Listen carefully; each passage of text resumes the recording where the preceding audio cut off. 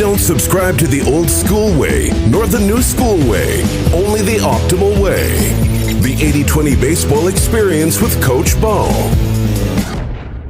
Welcome, coaches, players, and even parents. Welcome to the 80-20 Baseball Masterclass, the 80-20 Baseball Podcast. And the intro has it down as the 80-20 Baseball Experience. But at the end of the day, it is all the same. Welcome to today's episode 62. If you haven't already, follow myself on Twitter, 8020_baseball, 8020_baseball. Now, if you're following me on Twitter, it's strictly baseball related. It's only going to be baseball stuff on there, and I'm throwing out a couple helpful suggestions, helpful tips that I think are definitely very helpful, that I'm putting those out there a couple times a week. I'm not trying to inundate your feed, your scroll feed, or whatever they call that thing, with a bunch of tweets. I'm trying to throw out things that I think are rather big needle movers, or at least needle movers that are going to help you, not just immediately, but also over the course of the coming season. So 8020_baseball, 8020_baseball. That's 8020. The numbers 8020_baseball at Twitter. And then you can follow my Facebook page. And again, the only thing I ever put on Facebook is for my baseball page, 80-20 Baseball. You can look it up, 80-20 Baseball, on the Facebook page. And there may be another 80-20 or from a long time ago, but if you'll see the one with Coach Bo. So I put out stuff. Basically, it's if you're already getting these podcasts, you're getting most of what I post on the Facebook page. But I also am putting out videos from time to time. But you can also go to my Vimeo page, type in 80-20 Baseball Vimeo. I got quite a few videos out there, like over a dozen good videos that can definitely help you for this coming season. So check those out and let me know. Give me your feedback. You can reach me at Coach Bo at 8020baseball.com, Coach Bo at 8020baseball.com. You can ask me questions. You can give me suggestions for the upcoming podcast episodes, questions that you'd like answered here on the podcast. I've had quite a few coaches reach out to me with great questions, and I'd rather put them out here on the podcast and let everybody hear the answers to them. So if you reach out, I'll get back to you and let you know that I'm probably going to put it on an upcoming podcast. And every question that I have received has been answered on the podcast so far. So we got that going for us, which is nice. And also you can, and I would greatly appreciate it if you would support the show. It'd be really easy to do. Go to the show note links right there. You just go to the episode on your podcast app, Apple Podcast or Anchor FM, and there's a little link in there that says support the show. You support that. It's through Stripe and completely secure everything. It's not some Jimmy rigged payment platform. All right, it's run through Stripe, which is about as big as they come. So you can support the show that way. That would be great. Keep this ball rolling. With that said, quick review of episode 61 before we get into part 1 of 62. We talked about John Wooden's quote. I shared with you John Wooden, the great John Wooden's quote: "A good coach can change a game. A great coach can change a life. A good coach," and I'm paraphrasing here, "a good coach can influence the game positively, but a great coach, only a great coach, a thoroughly prepared and a coach with good values, good morals, and has the right reasons why they're out there coaching, those coaches can change a life. They can influence positively a life." And that is what it is all about. And if that's not what it's about for you, first and foremost,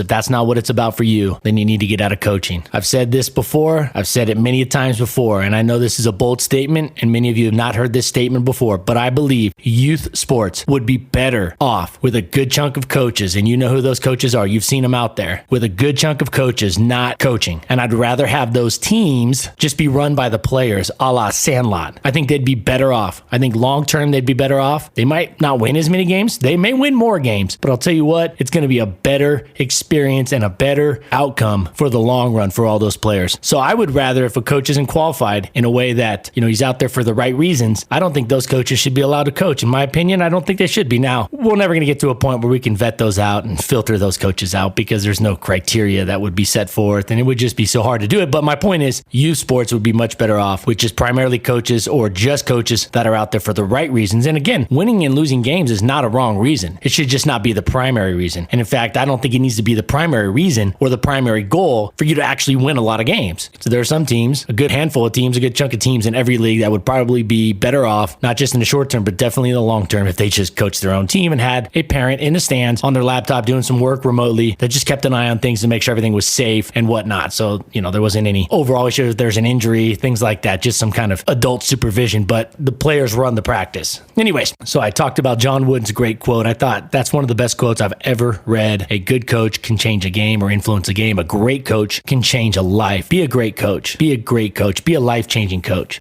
In part 1 of last week, we talked about fixing the swing, the pitching delivery, base running stance. All that stuff starts with fixing the initial setup. Fix the initial setup. All right, a nice 50-50 balance on the initial setup is one of the keys. And we got into some other keys there too, but that's a big start. Just getting a 50-50, nice 50-50 balance, athletic balance to start. But fix the initial setup. Good posture, nice 50-50 balance between weight distribution on each foot. Part 2 last week, we talked about just better batting practice. Every batting practice, the hitter should know if it's less than 2 strikes or 2 strikes. Every time there's a pitch coming. And I think you'll group this together. You'll do it in rounds. Say first round is, or the first 2 rounds of BP, or the first round is less than 2 strikes. The second round is with 2 strikes. And you got plan A, and then you have plan 2. Plan A with less than 2 strikes. Plan 2 with 2 strikes. Go back and listen to those episodes on this podcast where I lay out exactly what I'm talking about. And most of you have already listened to that. I'm telling you, that's probably one of my biggest, I think I'm just most fired up about things that in my 35 years of baseball, playing pretty much at every level, even through up to the minor leagues, high level college, high level high school, coaching for going on 17 years. My first year of coaching was 2003, Mary Star the C High School. Shout out to Mary Star, Coach Rick, Coach Dave Martinez. In my extensive background just with coaching and playing baseball and just studying the game and I've just played for some just outstanding coaches along the way, many a great coaches, different types of positives, each one of them brought to the table. And I'll tell you one thing, when it comes to strategy that I am absolutely the most fired up about, even though I wasn't a hitter once I got out of high school and I got to college, I just became a PO, a pitcher only. Although I should say that in that case, it wasn't just a PO as a non-athlete. And I'll take that to the bank all day. And you can go reference my Division I football scholarships from every school in the country on that one. But I digress. The hitting approach that I've simplified, basically just distilled down to what I believe are the 3 hitting approaches that you need. And really the only 2 that actually involve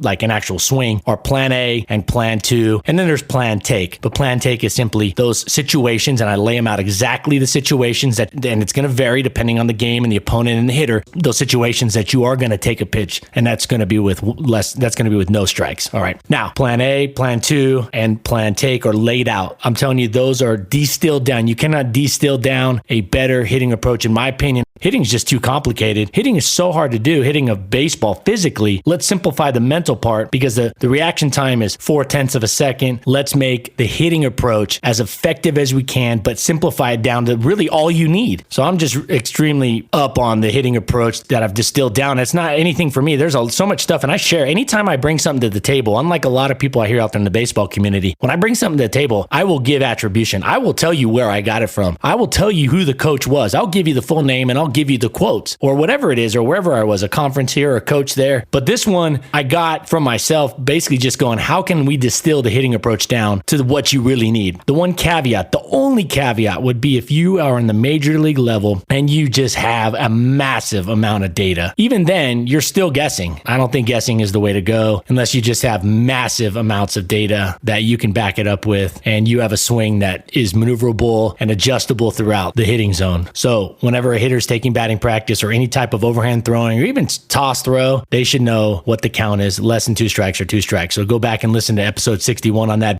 Better tee work talked about moving the tee around. I like the tee. I really, really like the tee. I'm telling you, this is the way I would use the tee in a tee station or a tee drill or a tee section of your hitting and batting practice. I would have it set in locations that are difficult to hit, essentially 2-strike locations, in on the hands, out off the plate a little bit, because we know umpires call strikes off the plate, and then down low. It's tough to elevate a tee. You could put it on a box, but I would actually leave off the elevation part, and I would work on, you could do that, and you could just work all 4 of those areas of the fringe of the strike zone, even out of the strike zone. So really challenging locations. That's what I would use the tee for. Hitting very challenging locations and getting your hitters to not just poke at it and make contact, but try to drive it. Again, it's on a tee, so it takes out a lot of the challenge of reading pitch, timing, and things like that. But what it does is it really gets your hitters to feel how it is to get inside of a pitch if they're getting jammed. Again, this is with 2 strikes. You shouldn't be swinging at these pitches at all. These are pitches you do not swing at with less than 2 strikes. But when you get to 2 strikes, you got to then use, the strike zone zone is now what you need to swing at. With less than 2 strikes, you're not swinging at pitches in the strike zone. You're swinging at pitches in your hitting zone. And there's a difference. That may be a lot of the strike zone for good hitters. It may be a smaller portion of the strike zone, but you're swinging at the hitting zone. Well, when it gets to 2 strikes, you're swinging at the strike zone. All right. But you're not up there necessarily looking to protect. So how do you develop those swings where you can generate a little drive and a little power on some of those pitches that are a little tougher to hit? And I think if you get the tee out and you put it 3-4 inches off the plate, it's going to be tough. But again, it takes out the timing because it's on a tee. It takes out the spin, all that stuff. You don't need to read a pitch. And the hitters can just work on hitting pitches 3 inches off the plate or down low, just very low. And I know Mike Trout does a drill where he puts the ball on the ground and hits it. And he tries to kind of square it up with the end of his bat. And I'm not saying you have to do that, but get low pitches, pitches away, pitches in, and maybe elevated pitches. You could put it up on the tee up on a bucket or something like that. So that's what we talked about in part 2 of last week. And in part 3, Andrew Friedman was Baseball America's Executive of the Year. And almost all of his quotes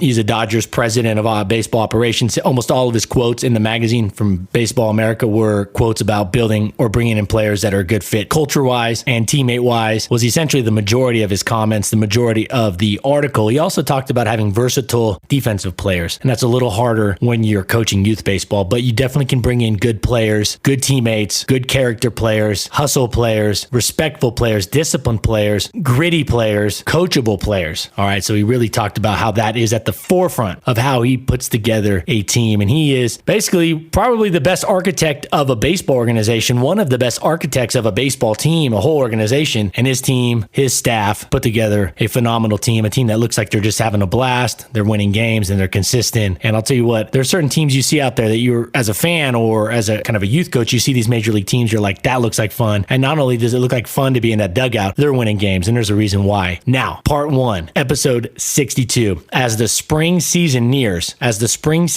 building up every player's arm strength is crucial to prevent injury, to build up durability, and to improve accuracy. Now, the durability and injury kind of go hand in hand, but you don't want sore arms, fatigued arms, which aren't necessarily injured yet, but are fatigued and sore. Essentially, like if you haven't bench pressed or did push-ups in a year, if you do push-ups or bench press, just an example a lot of people know, or an exercise that a lot of people are familiar with. If you just repped out like 25 reps of bench press or 3 sets of, 8 or whatever, however you want to do it, or you did like 4 sets of 10 push-ups, you'd be pretty sore the next day probably. You'd probably be pretty sore, a little stiff for a couple days. Doesn't mean you're injured, it just means you're sore. So that's when I say durability. You want to have a durable arm that can bounce back and not be sore the next day, that recovers faster. Also, you want to prevent injuries with the arms and you want to improve accuracy. And this is the time of year where you really want to get into that and build up some durability, build up arm strength, and improve accuracy. And you're going to do that first and foremost by having a good throwing routine, a good throwing program. They're synonymous routine program when it comes to the baseball community, but you got to have this good throwing routine, good throwing program. Now, I'm going to give you a specific example of how it would look to have a good throwing routine. Here's one specific example, one key that I think makes a good throwing routine and a good throwing program. Here it is. You got to have good repetitions. You can't have players going around chasing baseballs left and right. A lot of coaches will just let their players go chase the ball. Or some coaches, when I was in high school, my head coach, who was a Hall of Fame high school coach, one of the winningest coaches in California state history, he would have the player who threw the ball have to go and get it. So essentially the teammates, the players, the partners would switch places. Well, the guy who threw it have to run much further because he'd have to go get the ball that went past his teammate. And that's how he did it. Now, I thought that was better than just having the guy who was supposed to catch it, but it wasn't his fault that it was a bad throw, have to go get it. It almost like there's no penalty at all. There's no consequence at all for the guy who threw it bad, for the player that threw it poorly. So I thought my high school coach, Coach Curran, had a better solution than what most coaches do. I'm going to take it another level. This is how I would run it. Absolutely. I would have coaches on both sides. You have 2 coaches. Typically, you always have 2 coaches. If you have 1 coach, you can get away with it also. And a coach off to the side, typically on the ends, because if you're behind one side of the players, you're in harm's way. I don't recommend for long toss spending a lot of time hanging out behind players, because if you're trying to coach, if you're trying to critique and analyze throwing technique and things like that, or just give praise or just be involved in the throwing routine, you're not watching all the throws. And trust me, it's not always going to be the ball that's coming from the player right in front of you or the one that's intended for the player right in front of you that's going to hit you in the side of the face. And when a baseball hits you in the side of the face and you're playing at a higher level, especially like junior high and above, there's a good chance you're going to have a broken nose, a busted eye, or some teeth falling out. And I've seen it. It's not worth it. So you got to stay off to the side, or you could even set up a net. Like an L screen's okay, but I would rather set up a net behind, maybe in the middle, or off to the side if you don't have extra nets and things like that. So you're at the ends of the throwing going on by your team. So let's say they're down the line, they're stretched stretched out down one of the foul lines like a typical throwing routine is done, so you don't mess up the infield. When the ball gets thrown over one of the players' heads, so say a player on your team throws it over their teammate's head or bounces it and it skips by, it doesn't matter. If it gets out of within 10 feet, I would say if it gets away 10 feet away, they let the ball go, and you have a bucket of ball as a coach or as a manager, or you have a set of coaches on each end, which would be even better to shorten down those throws and also expedite the process of getting a ball to those players really quick. You are going to throw, the coach is going to throw that set of partners, whoever the ball was intended for, you're going to throw them the ball so then they get the next throw as they would have if it had been a good throw. You're going to throw them the ball. You can bounce it to them if your arm's not in great shape. Doesn't matter. You could throw a ground ball to them. It doesn't matter. You see the ball get thrown, they know to look over at you right away and you chuck them a ball. There should be no more than 4 seconds, 3, 4, 5 seconds. Even if you have a good arm and the ball gets by, you could probably fire them one, even if they're like 60, 70 feet, 100 feet away, you could probably fire them one within a couple seconds and they're already making their next throw within 5 seconds. There's probably only a 2 or 3 second lag from what would have initially been a good throw. My point is, you're getting them the throws and you're keeping everybody throwing during the throwing routine. They're not playing fetch. Now, before you go, coach, I don't like that because I want my players to know that they need to throw a good. Hold on. I'm going to one up the consequence. Instead of just jogging after the ball and getting away with not having to make all the throws, and then you have half your team or third of your team that's still playing catch while everybody else is done, you keep them all on the same page, and when they make the bad throws, you throw them a ball so they don't go fetch that last ball. You throw them one. Here's how you simply apply the consequence much more efficiently and much more effectively, in my opinion. You just tally up. You have a clipboard. You have maybe another coach. You have maybe a pitch clicker. Those pitch clickers are like $10, $8. Just a little counter. You can buy those online. I mean, they have them for like traffic people that are just counting the cars. You just have a little clicker, and every time a throw gets an erroneous throw, you just click it. And at the end of the throwing program, you now have, say, 14 bad throws. And what you would do is set up immediately after the throwing program. I don't recommend waiting till after practice because things start getting away. You run over time, parents are there to pick up, or the kids got to get going, or the players got to get going, or you just forget. I recommend you do it right after the throwing routine, every single practice. And you say, all right, guys, as a team, we had 14 bad throws, and you have distinguished how far each bad throw is going to warrant in feet or yards in bear crawls. So then you have them line up on the line as a team, and they bear crawl together as a team. So now it's a collective punishment. Now in life, in society, I'm not a big fan of collective punishment, but on sports teams, heck yeah, I am. Because you know what? That's going to really up the ante and up the focus, because now these players know the rest of their teammates are going to bear crawl at the end of that throwing routine. As soon as that throwing routine is done, they're all going to bear crawl for their bad throw, just like they're all going to lose the game when they make that bad throw. So you put a little pressure. It also helps come game time because they're used to some pressure. Now afterwards, yes, you're going to have to apply a consequence. Bear crawls is my go-to. Absolutely. That would be the default guaranteed use. Bear crawls for sure. You don't know what a bear crawl is? Most of you are all familiar with the bear crawl. You can look at, there's a plethora of videos on YouTube and things like that to show you what a bear crawl is. I would use bear crawl immediately after. I would line them up on the line, and you could say, for example, like a 10U team, you can say, for every bad throw, we're going to do 30 feet in bear crawls. So for every 2 bad throws, they would go like 60 feet. So you could use the base paths. Sometimes 10U is 60 feet, or kind of varies depending on the level. Some junior highs play more like 80 feet, 70 feet, 60 feet. You could set it up. Now for high school, I would say for every bad throw, it's 30 feet. All right, 30 feet. So for every 3 bad throws, they're bear crawling from the foul line out to like where second base would be if there were a line all the way out extended to the fence. So let's say they did 12 bad throws. They would bear crawl to second base, or at least where the line is, where second base would be, back to the foul line, back to second base, back to the foul line. So it's a very simple concept in terms of how to apply the consequence. But I think you can't get too crazy with this because you could just really burn out players and just really waste a lot of time. But that 30 feet per throw works really well. So to sum it up, get your throwing routine going. They do not stop and go run after a ball. You as the coach fire them a ball, or you could even have them start with an extra ball in their back pocket, or each player has one in their back pocket. That buys you at least 2 bad throws right there where you don't have to throw them one. And you just keep track of it. So you're watching and you see balls flying. They're not going to hide it. When the ball gets thrown bad, or you see it hit the fence, or you see it fly out in the center field, you're going to see it. You click it, or you chart it, you tally it on your clipboard very easily. At the end, you just go, okay, we had 15 bad throws, we had 11 bad throws, and you do the math, 30 feet per throw, use the base pass as a measuring, and there you go, done and done. Now they're bear crawling at the end as a team. They're not liking it. I'm telling you what, by the time you get through this after about a month, you're going to be making a lot fewer bad throws as a team. But what it does is it keeps the team throwing at the right distance. It keeps you focused on, you don't have guys running over here, chasing balls over there, but they are getting penalized with a bear crawl, which to me is a lot more imposing and a lot more discouraging in terms of the intensity that a bear crawl requires rather than just jogging after a ball. So use that with your throwing program.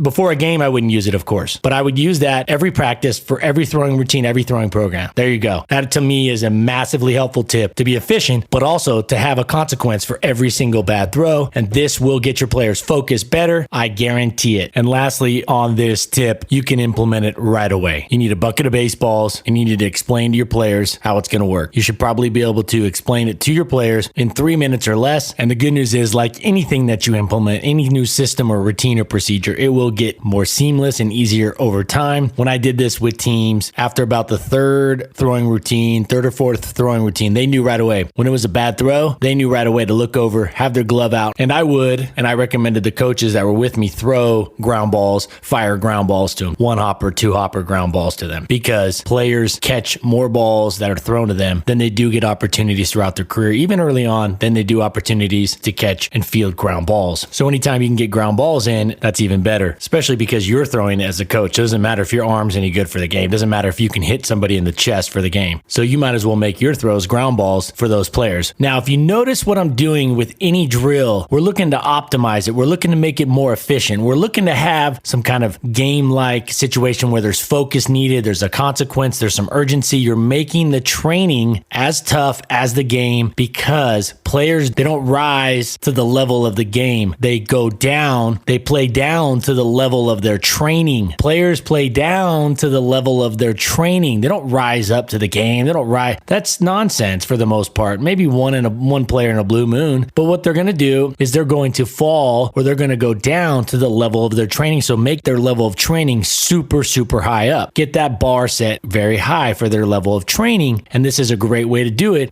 This is a huge competitive advantage because most teams go out there and they just step and throw and there's no routine. And there's a lot more to the throwing routine that can be implemented, and it's not super complex. And I'll get into that down the road. I have a throwing routine already built up for any team at any level with the distances and the throws built up. That's going to be on the website once it relaunches. But this tip on how to instill, or I should say, implement a consequence to raise the level of focus for each throw, the consequence that each player is going to have if they make a bad throw, it's going to be put out on the rest of the team. That's going to raise up the bar. That's going to get the adrenaline running a little bit more. That's going to get them a little bit more tense, which is what you want in practice. You want a little bit of a tense practice because then when the game comes around, they're used to playing at that level of urgency, that level of stress.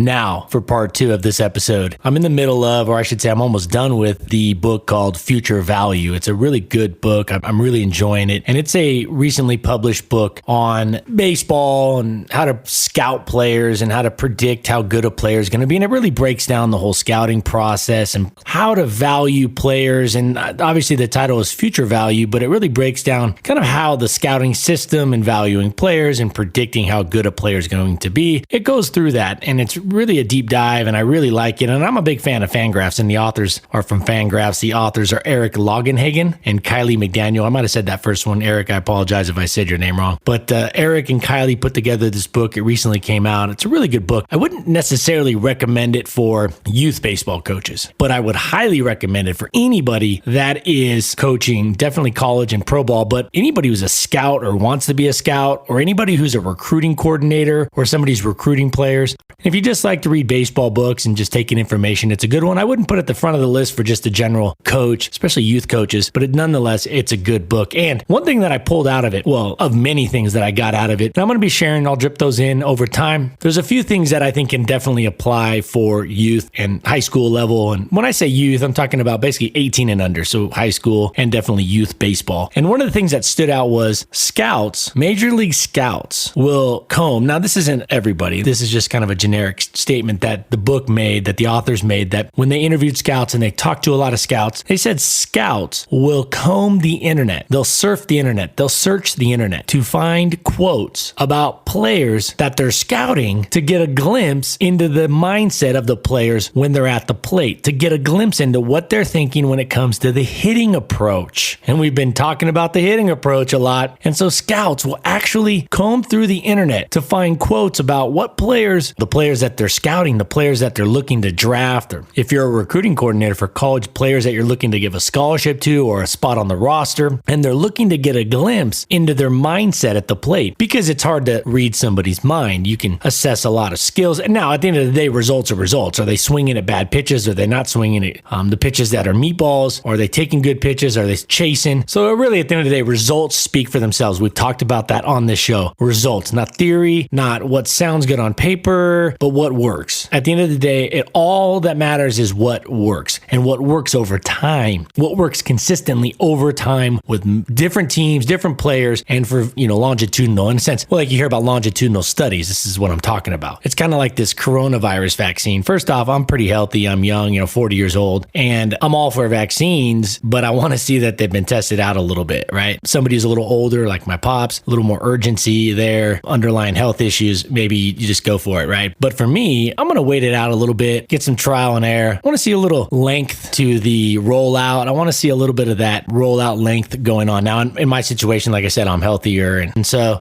scouts will look for players and they'll see patterns with pitches they swing at, and recruiting coaches, recruiting coordinators, as they call them, will look for players and they'll get an idea of their hitting approach by sample size and a longitudinal kind of studying of that player and observing them as best they can, although they're not going to see them as frequently as they probably would like, but they're going to see that. But they're looking to gather even more information. The point I'm bringing up here, and the point I'm trying to make with this, is that it is so important, or it is so valuable to scouts to know the hitting approach. It's such a big predictor in hitter success. The hitting approach, swinging at good pitches and not swinging at bad pitches, not just swinging at strikes, but swinging at hitters' pitches with less than 2 strikes, and not swinging at pitchers' pitches, whether those are in the strike zone or not, with less than 2 strikes. And then with 2 strikes, expanding, make sure you cover the strike zone, make sure you cover the strike zone, but you don't get too far out of it. But also you might need to expand a little bit, because we know umpires do call strikes outside of that strike zone, outside of that vertical rectangle that you see on baseball games on TV when you're watching baseball games. So my point is, it's a big deal. I actually remember watching a video Joey Votto broke down.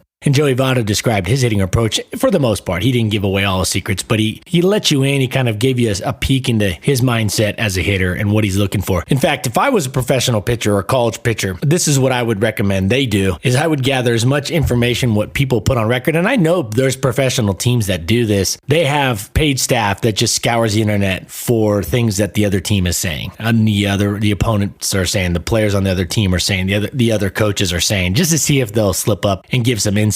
Now, the savvy coaches, the savvy players are going to almost kind of give the look over here and do something over there, kind of take them off the scent. But nonetheless, I thought that was an interesting part of that book, an interesting little part. It's just a tiny little, it wasn't much more than a page where they were taking a look into like what scouts are looking at when it comes to hitting approach and whatnot. But scouts will comb the internet to find quotes from the players, the hitters that they're scouting, just to get a glimpse into their mindset at the plate, an extra glimpse into what they maybe can't quite see, or they don't have enough evidence, or they haven't seen them enough and been to enough games. So if that doesn't tell you a little bit more about how important the mindset is in the hitting approach, well, I thought that was interesting. And there was definitely a lot more in that book that was fascinating on a lot of different things, and even things that varied quite a bit different from there. But now, with that said, speaking of a book, and this isn't going to be a book discussion right here, but part 3, no risk it, no biscuit. No risk it, no biscuit. Now, many of you, or I didn't say many, but probably a good amount of you know exactly who I'm talking about when I say no risk it, no biscuit. In fact, this guy has shirts made. If you're going to watch the Super Bowl coming up in a couple weeks, in less than 2 weeks, when you watch the Super Bowl, Bruce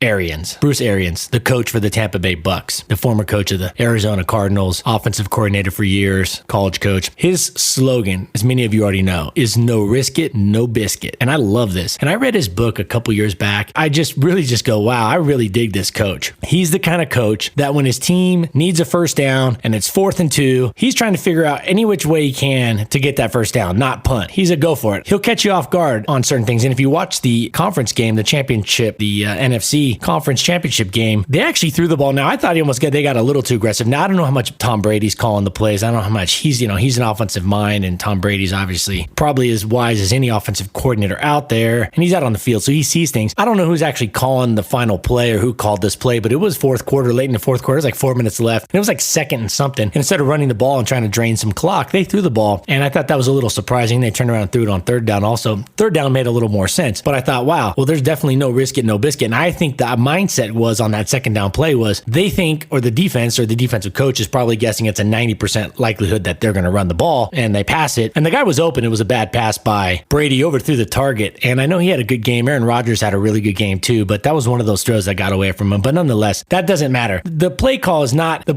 is assuming that Tom Brady, who's shown a pattern of success in hitting his target, is going to hit his target if the guy's open and the play call's right. So the play call was right, and I thought that no risk it, no biscuit. This leads me back to a championship game I was coaching back in 2016. It was a Southern California championship game. We were at the minor league stadium out there in San Bernardino. I want to say it was the Angels affiliate, A-ball high A affiliate, California League. We were playing a Southern California championship. We were playing a good friend of mine's team, Jeff Bombeck, Coach Bombeck, who was at Redondo Union. Their team was stacked. And they were a top 25 team in the country, maybe a top 20 team, top 15 team in the country for all levels. And they were loaded, and we were playing them. We knew we had to play a really good game, and we got down, I think it was 1-1. We got down early 1-0. It was 1-1, maybe like the fifth inning. And we're facing a guy that got drafted at the end of that year in the fourth round. Can't recall his name, but he got drafted, big lefty, hitter, big right-handed pitcher. And we got him 3-2, nobody on, maybe like one out. And we got him 3-2, and we called a fastball. And before that pitch, I thought, this is the no risk it, no biscuit. Now, I wasn't calling that game.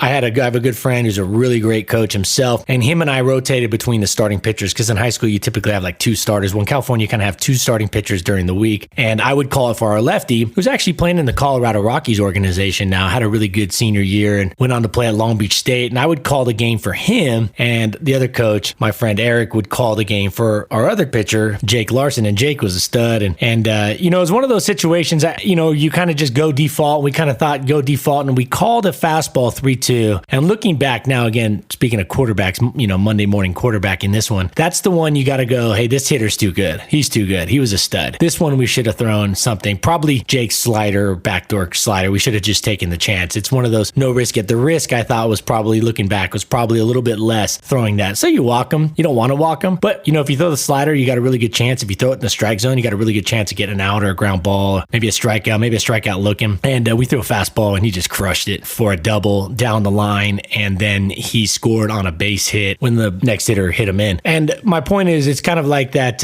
no risk it, no biscuit. And so this goes across any which thing. You got to take some risks. My head coach in high school was so good at this with the offense. He would run the offense, and he's a Hall of Fame coach. But one of the things he did multiple things phenomenal. But one of the things that he did really well out there was he just took it to the other team. First and third, they would steal, they would do this, they would do that. It was always putting pressure. He was taking risks, but it was paying off, and he took calculated risks. So in baseball, you take these calculated risks. One of them is pitching backwards. Don't be afraid to pitch backwards, especially if it's a good hitter. Good hitters pitch backwards a little bit. So Bruce Arians, his slogan that's very well known is no risk it, no biscuit. Now, he coached Peyton Manning, Andrew Luck, Ben Roethlisberger. Not a lot of people know his backstory like they do Belichick and these guys, but he coached a lot of good NFL quarterbacks, and I think that probably was a big part in why Tom Brady went to Tampa Bay, because you had an established coach. His record in the NFL is 78-49. I think that's his regular season record. 78-49. That's a really good record in the NFL with a substantial amount of games. That's not 3 seasons. You're 78-49 in the NFL is pretty good. 29 games over 500 with about 120 games coached. That's pretty good in the NFL. If you follow records and coaching records in the NFL, that's pretty good. It's not like college. So when you got a league that's designed for every team to really kind of go 8-8, 9-7, 7-9, that's how it's built. It's really built so every team is, and it's good because then you get teams that are like the Bills, the Browns. You can turn around a team pretty quickly. That record's pretty good, and he's gone out there with a no risk it, no biscuit attitude, Bruce Arians. So as a coach, when you're out there, if you play passive, if you play not to lose, and if you have players with the mindset that they're going out there to play not to lose, you're going to lose. You're going to lose more often than not. We can go into the prevent defense in football or in basketball. They get a little pass happy instead of just taking the points. Every single sport, this applies. Calculated risks, take them, and they don't even have to be 100%, 80%, 70% guarantees. If there's a just slightly over 50%, take some of those risks. Pitch backwards a little bit. Put down that safety squeeze first and third. Maybe put on a hit and run. The Tampa Bay Rays did a high risk play against Clayton Kershaw in the World Series. Many of you saw that, where they tried to steal home plate. I don't know. I thought against a lefty, in fact, had the Dodgers had Clayton Kershaw, and at the time, I think it was Austin Barnes was catching. I want to say it was Barnes. Maybe it was Smith. But the Dodgers, pretty much, Clayton had to just run everything perfect to not balk, to make a good throw, to pick up. Muncy was calling it out from first, telling Clayton that the runner was stealing home. Everything had to go really good, and everything had to go perfect just to get the out at home plate. Now, that's a big risk. I don't know if I'm running that against Clayton Kershaw, but hey, Clayton has struggled as the World Series comes about, championship series comes about. His numbers get worse. They just do. So maybe the pressure, I don't know. Obviously, it didn't phase him. It was a phenomenal play by Clayton Kershaw. If you haven't seen that, you should get that and show that to your players, show that to your pitchers. Things like that are things you should be showing to your players. Those videos, the kids love videos these days. They all have phones anyway, so you might as well show them that. Send it to them. Put a compilation together, or just send it as a one-off to your players. Check this out. But Tampa Bay took a little risk, tried to steal home, because, things like that pay off eventually. So I could give you a lot of examples, and you could probably think of a lot of examples of the no risk it, no biscuit. If you don't risk it, you're not going to get that biscuit. And Bruce Arians, watch the Super Bowl and tell me if you don't see it in him a little bit more than the other coaches that you're used to seeing if you do watch the Super Bowl. Or go read his book. It just gives you the attitude like you're always on the offensive. I coached some great players. I was telling you that Jake Larson kid,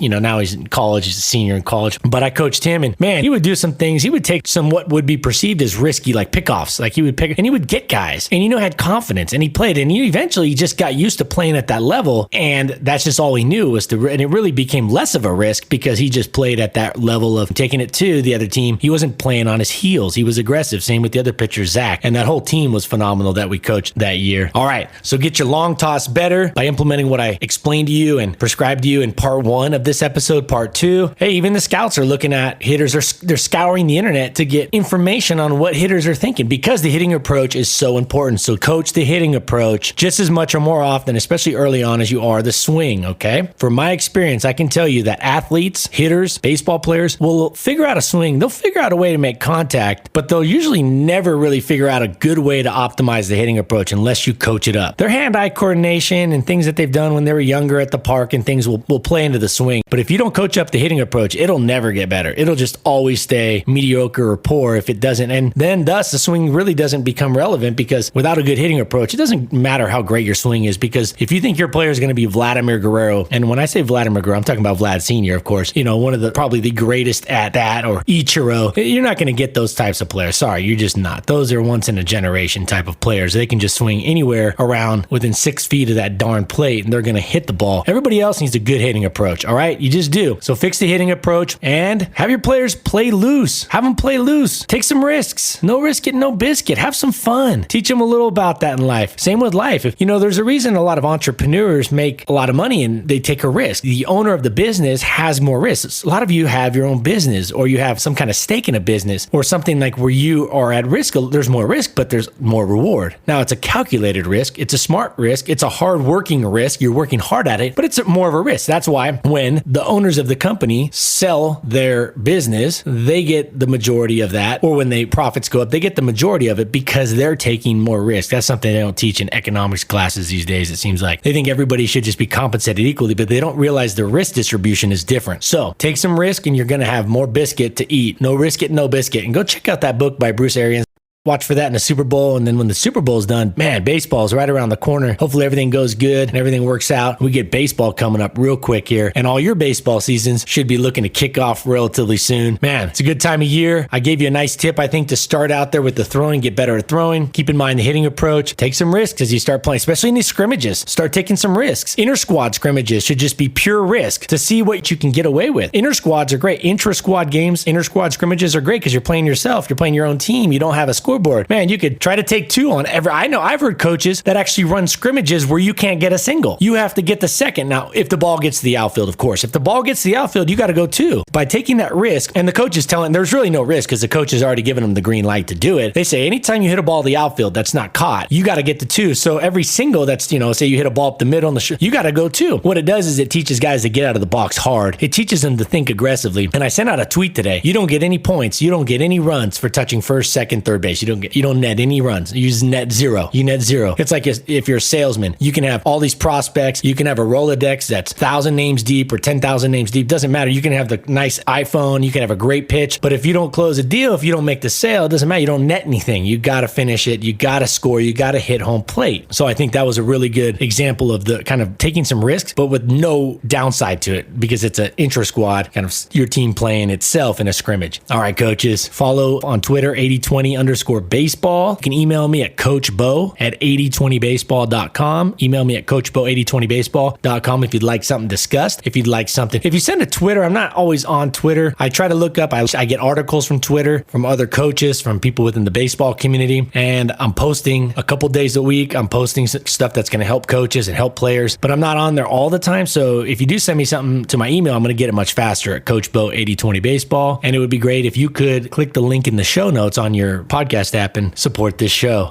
All right, this has been Coach Bo. Thank you all for being here. Until next week, take care of yourselves, especially that health. Take care of your health, take care of your families, and take this information, go out to the baseball field, take this out to the baseball community and make it a better place. Make it more fun, make it more enjoyable, and go win a few more games while you're at it. All right, you guys, I'll catch you on the flip side. Bye.